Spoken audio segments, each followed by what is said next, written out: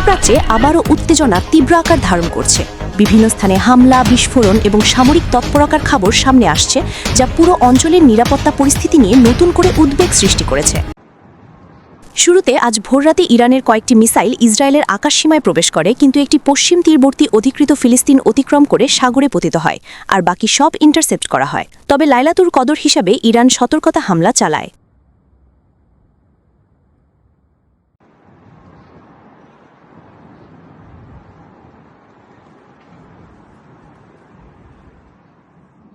প্রতিবেদন অনুযায়ী ইরানের একটি প্রজেক্টাইলের আঘাতে দুবাই আন্তর্জাতিক বিমানবন্দরের কাছে ভয়াবহ অগ্নিকাণ্ডের দৃশ্য দেখা গেছে। আগুন দ্রুত ছড়িয়ে পড়ে এবং আকাশে কালো ধোঁয়া উঠতে দেখা যায়। যদিও এই ঘটনার পূর্ণাঙ্গ তথ্য এখনও পরিষ্কার নয়, তবুও সামাজিক মাধ্যমে ছড়িয়ে পড়া ভিডিওগুলো ইতিমধ্যে ব্যাপক আলোচনার জন্ম দিয়েছে। এদিকে পশ্চিম ইরানের হামাদান অঞ্চলে একটি সাইবার নিরাপত্তা ঘাঁটিতে বোমা হামলার কথিত ফুটেজ প্রকাশ পেয়েছে। সেই ভিডিওতে শক্তিশালী বিস্ফোরণ এবং আগুনের গোলা দেখা যায়। এই ঘটনাটি নিয়ে এখনও আনুষ্ঠানিকভাবে বিস্তারিত নিশ্চিত করা হয়নি, তবে সামরিক ও নিরাপত্তা বিশ্লেষকদের মতে এটি একটি গুরুত্বপূর্ণ অবকাঠামোর ওপর হামলার ইঙ্গিত দিতে পারে।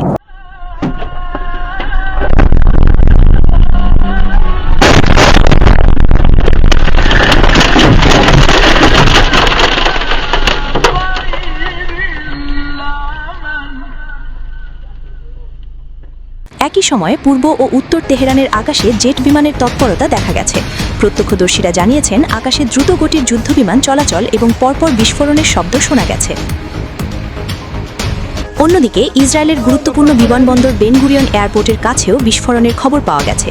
সেখানে একটি খোলা জায়গা এবং একটি বাড়িতে দুটি ক্লাস্টার বোমা আঘাত হানার দৃশ্য সামনে এসেছে বলে দাবি করা হচ্ছে।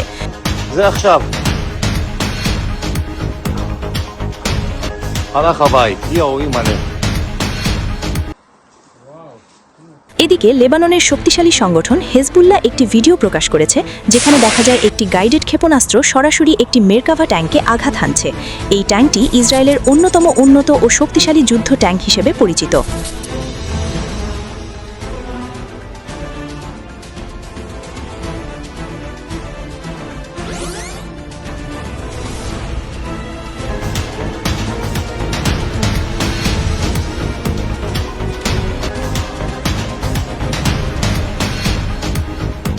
পশ্চিম তীরেও উত্তেজনা অব্যাহত রয়েছে।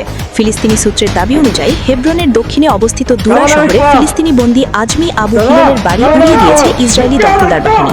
রমজানের ২৭তম রাত, যা মুসলমানদের কাছে অত্যন্ত পবিত্র একটি রাত হিসেবে পরিচিত। এই রাতেই অনেক মুসল্লি নামাজ ও ইবাদতে মসজিদে সমবেত হন। কিন্তু অভিযোগ উঠেছে যে অধিকৃত জেরুজালেমের পূর্ব দিকে একটি মসজিদে অভিযান চালিয়ে একজন মুসল্লিকে আটক করেছে ইসরায়েলি বাহিনী। এছাড়াও দক্ষিণ পশ্চিম তীরের টুকু শহরে আটক অভিযান চালানোর খবর পাওয়া গেছে।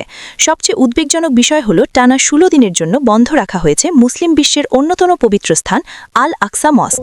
ফলে বহু মুসল্লি জেরুজালেমের পুরাতন শহরের দেয়ালের বাইরে দাঁড়িয়ে পবিত্র লাইলাতুল কদরের রাত পালন করেছেন। অন্যদিকে গাজা উপত্যকার পরিস্থিতিও অত্যন্ত করুণ। বহু মসজিদ ধ্বংস হয়ে যাওয়ার পরও ফিলিস্তিনিরা ধ্বংসস্তূপের মাঝেই লাইলাতুল কদরের নামাজ আদায়ের জন্য বিভিন্ন স্থানে জড়ো হয়েছেন। উত্তর গাজা উপত্যকায় ধ্বংসপ্রাপ্ত মসজিদের মাঝখানে দাঁড়িয়ে শত শত মানুষ একসাথে নামাজ আদায় করেছেন। চারদিকে ধ্বংসস্তূপ, ভাঙা দেয়াল, আর তার মাঝেই চলেছে প্রার্থনা, যা অনেকের কাছে প্রতিরোধ ও বিশ্বাসের একটি শক্তিশালী প্রতীক হয়ে উঠেছে। মধ্যপ্রাচ্যের এই ক্রমবর্ধমান উত্তেজনা বিশ্ব রাজনীতিতেও বড় প্রভাব ফেলতে পারে বলে আশঙ্কা করছেন বিশ্লেষকরা, কারণ এই অঞ্চলের সংঘাত প্রায়ই আন্তর্জাতিক শক্তিগুলোকেও সরাসরি বা পরোক্ষভাবে জড়িয়ে ফেলে।